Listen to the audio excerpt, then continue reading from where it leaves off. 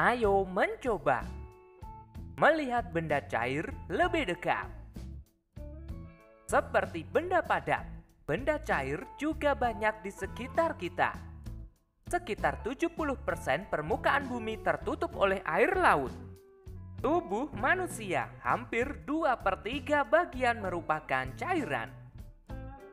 Air adalah benda cair yang sering ditemui. Sebutkan benda lainnya yang termasuk benda cair. Pernahkah kamu melihat air dalam gelas tumpah? Bagaimanakah bentuk air tersebut? Apakah bentuk air yang tumpah sama dengan air di dalam gelas? Lakukan kegiatan berikut untuk mengetahui sifat-sifat benda cair. Mengetahui sifat benda cair. Lakukan secara berkelompok. Alat dan bahan. 1. Air dan minyak goreng. 2. Ember. 3. Gelas. 4. Kantong plastik. Langkah-langkah percobaan. 1. Masukkan air ke dalam ember, kemudian ke dalam gelas, dan terakhir ke dalam kantong plastik. 2. Lakukan hal yang sama dengan minyak goreng. 3. Catatlah hasil pengamatanmu ke dalam tabel di bawah ini. Perhatikan contoh berikut. Air. Bagaimana hasil percobaan tentang air? Bentuknya berubah sesuai wadah. Tidak dapat digenggam. Minyak goreng. Bagaimana hasil percobaan tentang minyak goreng? Bentuknya berubah sesuai wadah. Tidak dapat digenggam. Kecap. Bagaimana hasil percobaan tentang kecap? Bentuknya berubah sesuai wadah. Tidak dapat digenggam. Sampo. Bagaimana hasil percobaan tentang sampo? Bentuknya berubah sesuai wadah. Tidak dapat digenggam. Oli. Bagaimana hasil percobaan tentang oli? Bentuknya berubah sesuai wadah. Tidak dapat digenggam. Silahkan kalian tuliskan benda-benda berdasarkan hasil pengamatanmu.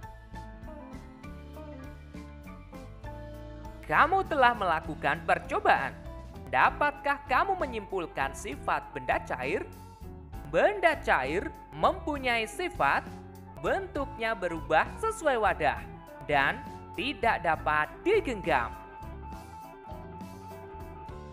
Sekarang ayo bercerita. Kamu telah melakukan percobaan di atas. Percobaan untuk membuktikan sifat benda cair. Kemudian, ceritakan di depan kelas sifat dan manfaat benda cair dalam kehidupan sehari-hari. Setelah melakukan percobaan, kami menemukan hasil pengamatan tentang sifat benda cair. Sifat benda cair adalah bentuknya berubah sesuai wadah dan tidak dapat digenggam. Benda cair memiliki banyak manfaat. Misalnya air dapat digunakan untuk minum, mandi, ataupun mencuci. Ada juga minyak goreng yang dapat digunakan untuk menggoreng makanan. Selanjutnya, ayo berlatih. Tubuh manusia 2/3 bagian terdiri dari air. Kekurangan cairan akan membuat tubuhmu lemas. Minumlah air putih sesuai takaran setelah bermain. Seperti habis bermain memantulkan dan menangkap bola. Permainan diawali dengan melakukan pemanasan. Caranya, buatlah 2 barisan dan pantulkanlah bola kepada teman di seberangmu. Wing. Duk, duk, duk, duk, duk, duk, duk, duk, duk. Wing. Wing.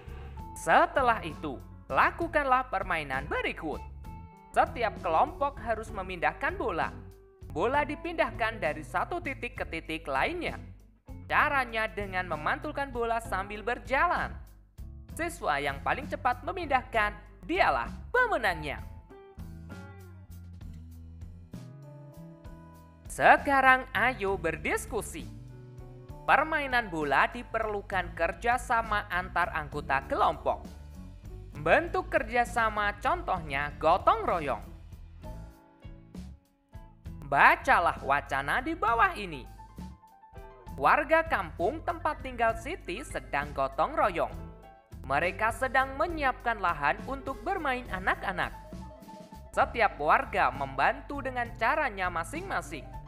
Bapak-bapak membantu membersihkan lahan. Ada yang membantu tenaga. Ada yang membantu menyediakan bahan-bahan yang diperlukan, seperti pasir, semen, cat, dan lainnya. Ibu-ibu dan anak-anak juga tidak mau kalah. Ibu-ibu menyiapkan minuman dan makanan kecil. Anak-anak membantu membawakan makanan dan minuman. Lahan tempat bermain dapat diselesaikan dengan cepat. Anak-anak bergembira karena anak-anak dapat bermain di lapangan. Kamu telah membaca cerita di atas. Diskusikan dengan temanmu. Apa yang menyebabkan pekerjaan cepat selesai? Yang menyebabkan pekerjaan cepat selesai adalah warga kampung bekerja secara gotong royong. Warga kampung bekerja dengan cara saling membantu. Warga kampung melakukan tugasnya masing-masing dengan baik. Kamu telah mengetahui kegiatan gotong royong. Tuliskan contoh kegiatan tersebut. Di lingkungan tempat tinggal. Kerja bakti membersihkan lingkungan. Bekerja sama mendirikan jembatan. Saling membantu dalam mendirikan rumah warga. Di rumah. Bekerja sama membersihkan rumah. Bekerja sama menyiapkan bahan-bahan masakan. Membagi tugas saat membersihkan taman. Di sekolah. Melakukan piket kelas. Bekerja sama membersihkan halaman kelas. Mencabuti rumput liar di taman sekolah bersama-sama. Kalian bisa menuliskan sesuai dengan kreativitasmu. Oke teman-teman, cukup sekian pembelajaran kali ini. Kita lanjutkan pembelajaran berikutnya. Jangan bohong, jujur dan katakan. Gotong royong sungguh menyenangkan. Bye-bye.